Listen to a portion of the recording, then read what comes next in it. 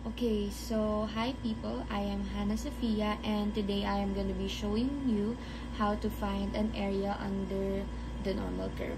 So to do that, we are gonna need a z-table or a standard normal distribution table. So dito natin makikita yung mga conversion values ng ating mga given.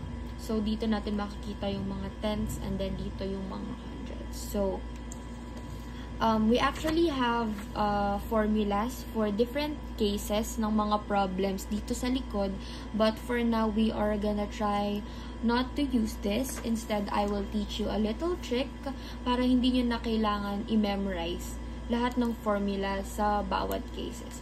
So to do that, first we are gonna need to identify kung anong operation ba yung gagamitin natin to solve the problem. So, kapag magkapareho yung sign, we use subtraction. Kapag naman magkaiba yung sign ng dalawang given, we use addition.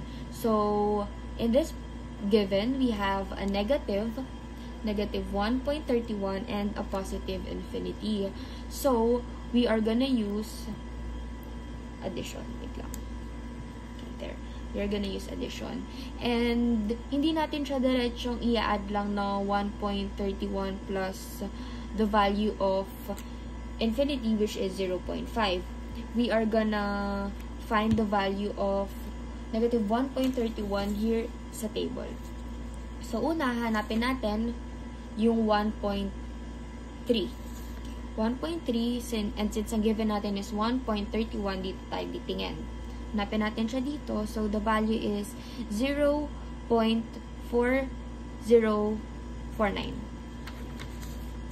So, negative 1.31 is equal to 0.4049.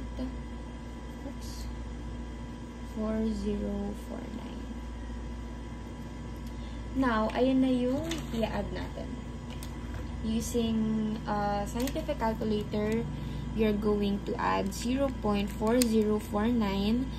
plus 0.5 is equal to 0.9049.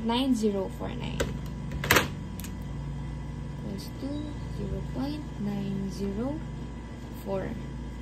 So, hindi pa dyan nagtatapos kasi gagawin pa natin yung percentage which will be equal to 90.49%. And hindi pa dyan nagtatapos since ilalagay pa natin siya sa graph. So, kapag nagdo-drawing tayo or naglalagay tayo ng value sa graph, dito tayo titingin. So, values neto. Values ng given. So, ang negative 1.31 dito sa graph is, say, medyo lagpas lang siya sa negative 1. Medyo lagay lang natin siya dito. We are gonna be drawing a solid line. And since we have positive infinity, so papunta dito yung infinity, and wala siyang katapusan. So, hindi tayo magdo-draw ng kahit na anong line dito. We are just gonna be shading. Ayaw ma-shade. We are just gonna be shading this. Oh no, ayaw na naman shade.